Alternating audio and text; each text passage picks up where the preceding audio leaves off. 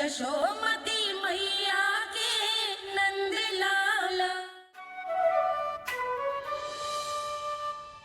जब से कान्हा का जन्म हुआ है ना, मैं तब से देख रही हूँ, तब से हम पे कोई भी संकट आती है ना, तो अचानक से कोई अपरिचित हमारी सहायता करने आ जाते हैं, और जाते समय कान्हा की आज्ञा लेके जाते हैं, और कभी कभी तो इसे प्रभु बोल के जाते हैं। बाबा संभालो। यशोदा, इस जानकी को चढ़ो है और विचित्र विचार तुम्हारे मन में है। अरे सब जानते हैं कि हमारा परिवार राजसी, तुम्हें पता ना चल तो होगा, पर हमारे कान्हा को सब राजकुमार ही समझते हैं देखकर, इसीलिए उसे सम्मान देने के लिए सब ऐसा ही करते हैं, और कोई बात ना है।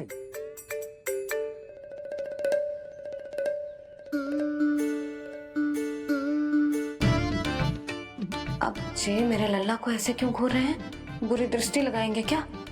वैद्यराज जी, आपके सहायक तो गए, अब आप यहाँ क्यों?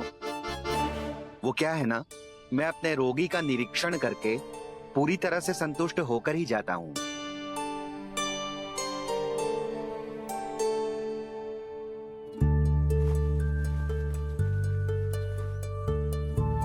हाँ, संकेत तो अच्छे हैं, कल सुबह तक बिल्कुल ठीक हो जाएगी। धन्यवाद वैद्य जी।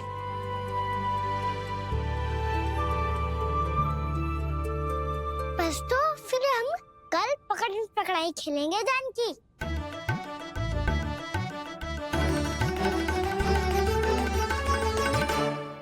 भानु, बंसी, जाकर उस क्षेत्र के चारों ओर बाड़ बनवा दो और वहां सूचना पट्ट भी लगा देना, ताकि जानकी के साथ जो हुआ है वो किसी और के साथ ना हो।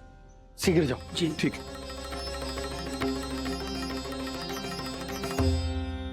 बाढ़ और सूचना पट लगवाने से समस्या का समाधान नहीं होगा बाबा। निर्दोष पशु सूचना पट देखकर भी कुछ समझ नहीं पाएंगे।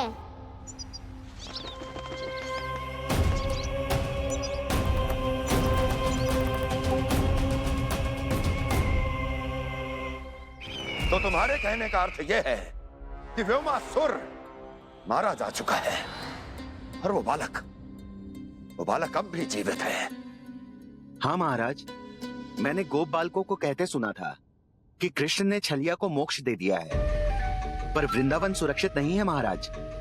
वो एक बहुत बड़ी समस्या से जूझ रहे हैं। कैसी समस्या?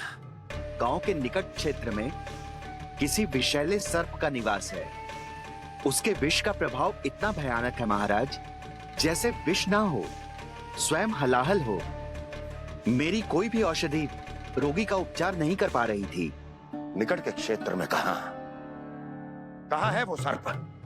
गोप मानते हैं कि वो सर्प गांव के निकट यमुना नदी के जल में रहता है। मुझे तो लगता है महाराज, ये कालिया नाग की कथा कोई किंवदंती या लोक श्रुति नहीं, एक सच्चाई है, एक विषैली सच्चाई।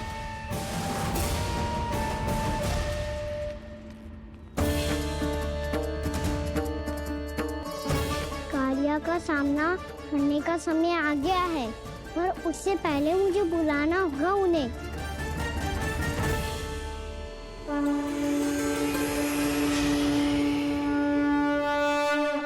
संसार के दारुण भय का नाश करने वाले, सभी कष्टों का हरण करने वाले, विश्व का समस्त ऐश्वर्य प्रदान करने वाले, कमल जैसे लोचन, मुख और चरणों वाले आजानुभुज श्री राम को मैं बार बार नमस्कार करता हूँ। आपदामपहर्तारं दातारं सर्व संपदाम लोकाभिरामं श्री रामं भूयो भूयो नमाम्यहम्। कागभूषोंडी, कागभूषोंडी, कागभूषोंडी। प्रभु क्षमा करें, मुझे जाना होगा।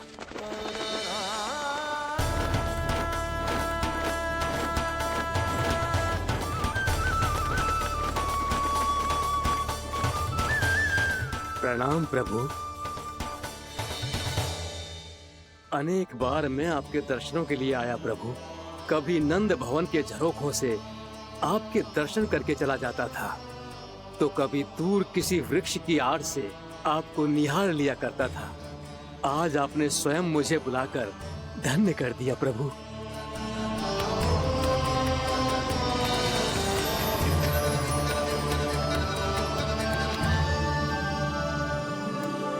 मैंने आपको यहाँ एक विशेष कारण से बुलाया है। आपके श्राप से इस कालिया नाग को मुक्त करने का समय आ गया है। ये तो बहुत ही उत्तम समाचार है प्रभु। इतने वर्ष बीत गए, मुझे आज भी स्मरण है वो दिन जब मैंने उन्हें श्राप दिया था। अपने क्रोध पर नियंत्रण खोकर बहुत बड़ी भूल कर दी थी मैंने प्रभु। बीती हुई घटनाओं पर दुखी होके कोई लाभ नहीं है। हमें भविष्य की ओर देखना होगा।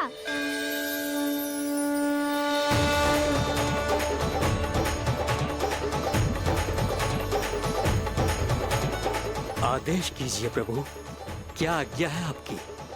जब मैं कालिया नाग का सामना करने जाऊं, तो आप यहीं रहेगा। आपको अपने आप पता चल जाएगा कि कब क्या करना है। और हाँ, लौटते जाते समय नारद मुनि से कहेगा, वो आकर मुझसे भेंट करे। अवश्य प्रभु, प्रणाम।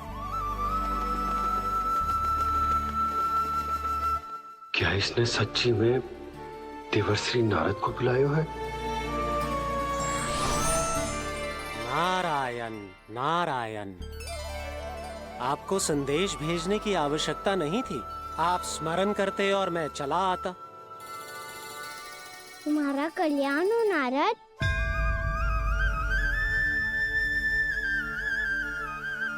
मैंने तुम्हें एक विशेष कार्य के लिए बुलाया है।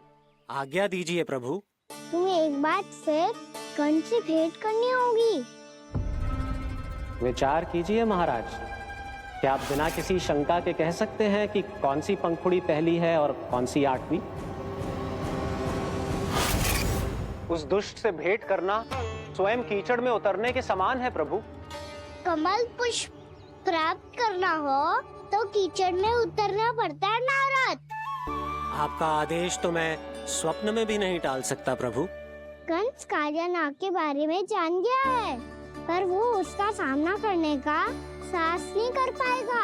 मैं आतुर हूँ प्राप्ति, मूर्ख नहीं। मेरी बुद्धि फिर नहीं गई है। मैं स्वयं उस कालिया जैसे महाविषैले सर्प के सामने खड़ा हो जाऊं और अपने ही काल को आमंत्रित कर लूं। तो फिर अपने लाभ के लिए उसका प्रयोग करने का कोई और उपाय सोचिए स्वामी। कुछ ऐसा कीजिए कि यमुना नदी का पूरा जल विषैला हो जाए और वृंदावन वासी उसका उपयोग करे, और आपका काल कहलाने वाला वो बालक स्वयं काल के गाल में चला जाए। उत्तम उत्तम सुझाव है प्राप्ति। अब मुझे उस कालिया तक पहुंचने का मार्ग ढूंढना होगा। उसको विवश करने का कोई उपाय ढूंढना होगा, क्योंकि व्यक्तिगत रूप से उससे भेंट करना असंभव है। असंभव। आप सही कह रहे हैं प्रभु। कंस में उतना सामर्थ्य नहीं कि वो कालिया नाग का सामना स्वयं कर सके। वैसे तो कालिया गरुड़ देव का भी सम्मान नहीं करता, तो फिर वो कंस का सम्मान क्यों करेगा भला? नहीं करेगा, पर कंस तुम्हारा सम्मान अवश्य करेगा नारद। तुम्हारी बातें भी सुनेगा और मानेगा भी। ये मेरी योजना का बहुत ही महत्वपूर्ण भाग है। तुम कंस के पास जाओ और कहो कि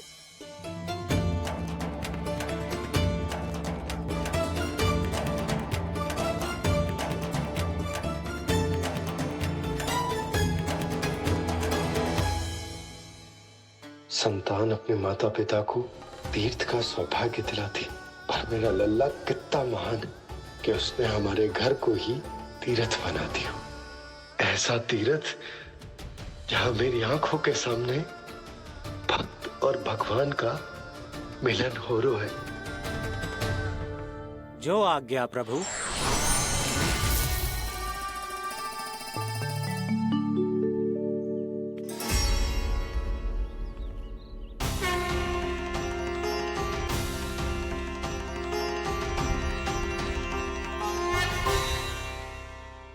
बाबा,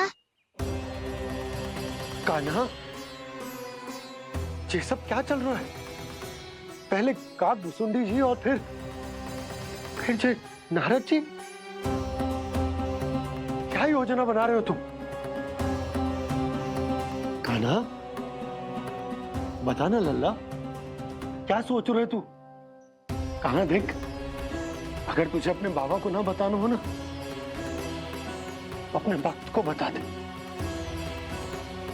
क्या सोच रहे हो लल्ला? क्या करने वाले हो आप?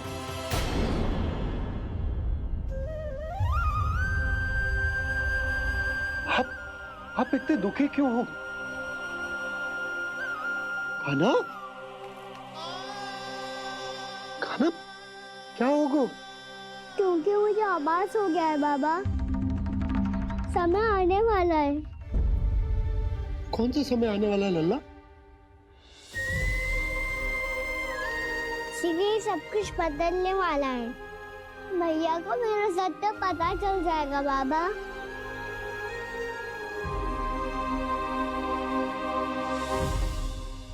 पर लल्ला, इसका काक भुसुंडी और कालिया नाग से क्या संबंध है? ऐसा क्या हुआ था और क्या होने वाला है?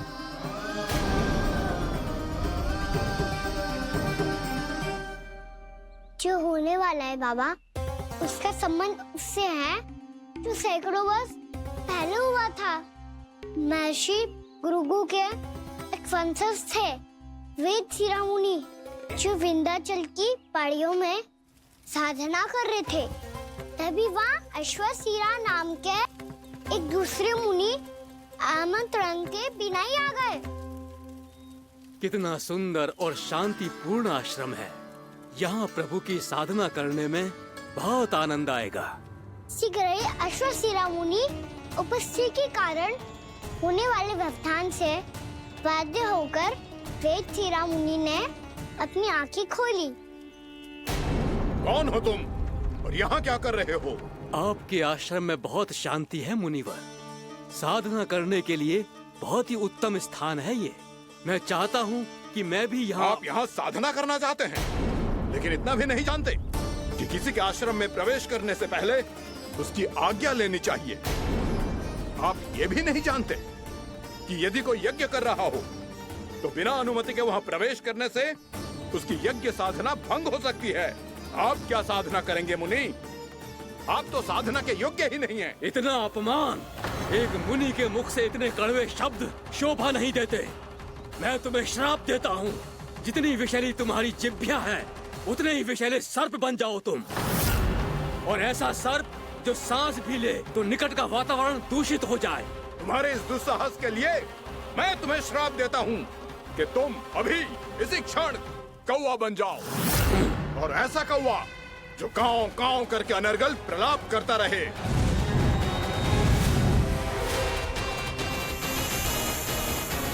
ये मैंने क्या किया?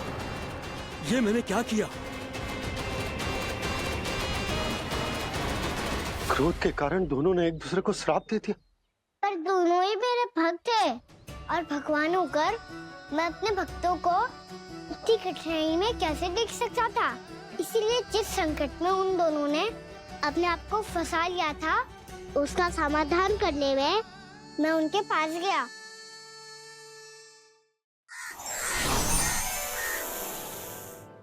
देखिए ना प्रभु, ये क्या हो गया हमसे? हमारी रक्षा कीजिए प्रभु, मार्ग दिखाइए हमें।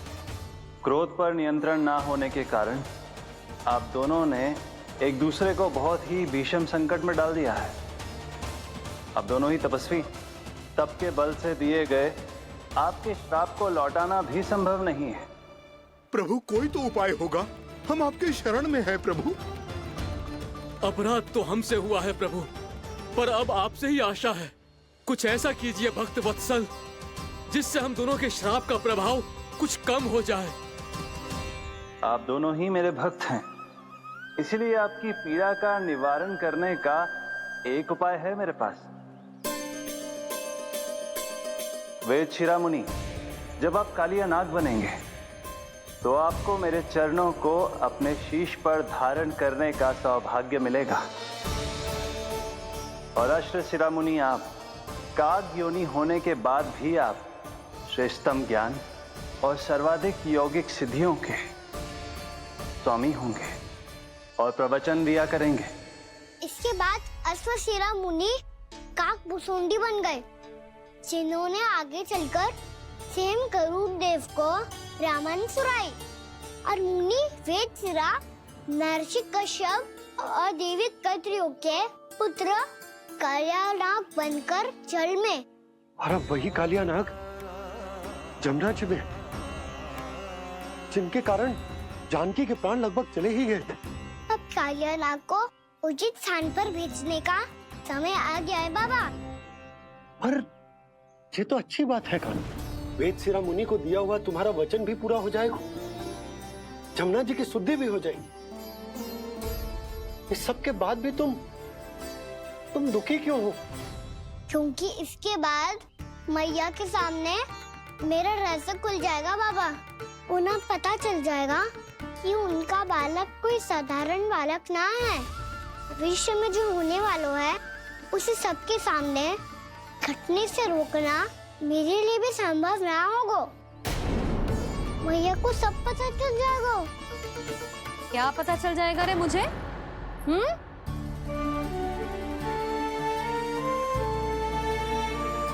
यही कि सबसे अधिक प्रेम मैं आपसे ही करता हूँ। अब बस भी कर, चलो भोजन के लिए बुलाने आई थी तुम दोनों को। भूखा थोड़े ना रहने दूंगी अपने लल्ला को, मेरा लल्ला दुर्बल हो जाएगा ना। आप खिलाओगे तो ही खाऊंगा। हाँ ठीक है, मैं ही खिलाऊंगी। अब चल, आओ जी, चल।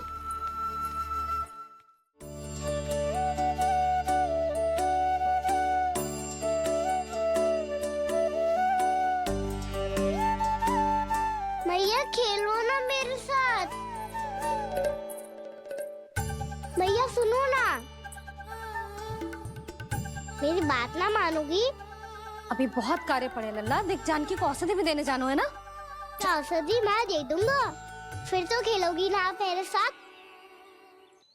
पिछले कुछ दिनों से अपनी मैया का अधिक से अधिक प्रेम पाने का प्रयास करो है कान्हा।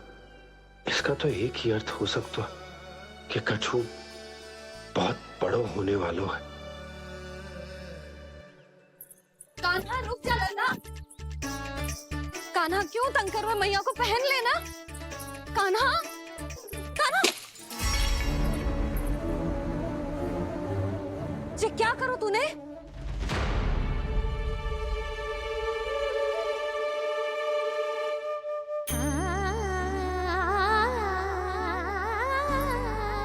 अच्छा ठीक है, अब मुंह लटकाने की आवश्यकता ना है।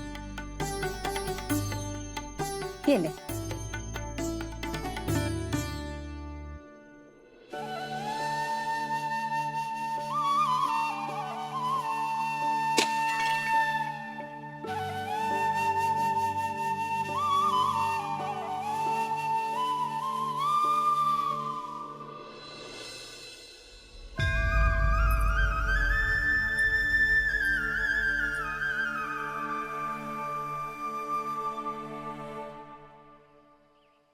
तंग करे मैया को खिजाए, खेले रूठे मनाए, लीला अनोखी करके शरारत, कान्हा दंड भी पाए।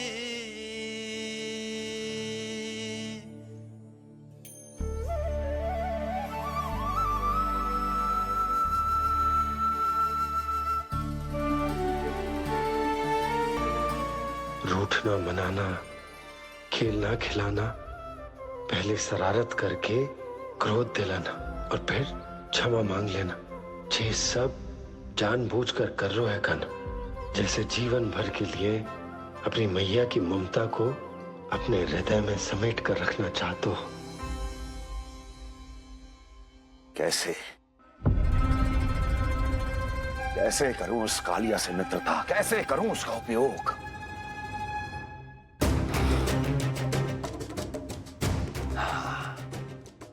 उस पर आक्रमण कर देता हूं और उसे किसी ना किसी तरह से यह विश्वास दिला देता हूं कि यह आक्रमण उस विष्णु अवतार ने किया है। फिर वो क्रोध में आकर सारे वृंदावन वासियों को अपने विष से समाप्त कर देगा। उचित है, ये उचित है। नारायण हरि, नारायण हरि।